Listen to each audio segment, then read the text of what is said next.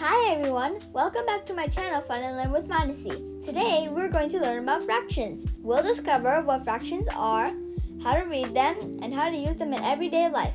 Let's dive into the fun world of fractions. So, what are fractions? Fractions are a way to show parts of a whole. For example, if you have one pie and cut it into 4 equal pieces, each piece is a fraction of a whole pie. We'll write this as 1/4, which means 1 out of 4 parts.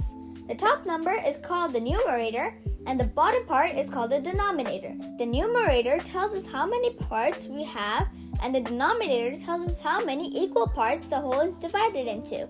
How to read fractions. Reading fractions is easy.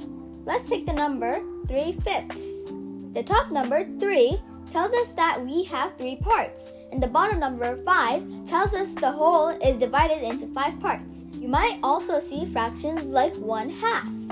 If you see a fraction with the same numerator and denominator, like 4/4, it is equal to 1 whole.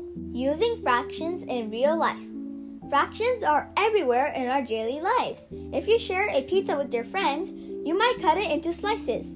If there are 8 slices and you eat 2, you've eaten 2/8 of the pizza, which can be simplified to 1/4. Fractions can help us understand how much of something we have or how to divide things equally with others, like sharing a pie. Before we wrap up, let's learn some vocabulary words that will help us with fractions. Numerator, the top number in a fraction. Denominator, the bottom number in a fraction. Whole, the complete item or group. Equal parts, divided sections that are the same size. Simplify, to reduce a fraction to its smallest form.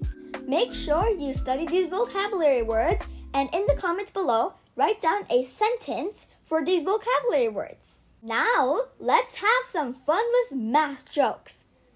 I have 3 jokes for you. Let's get started.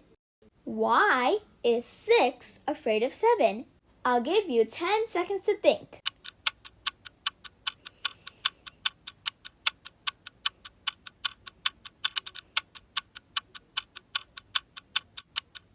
The answer is because 7, 8, 9.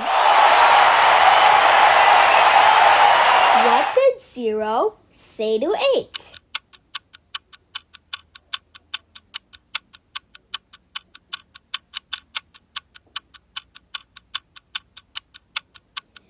The answer is nice belt. Okay, now here's the last one. What is a teacher's favorite place?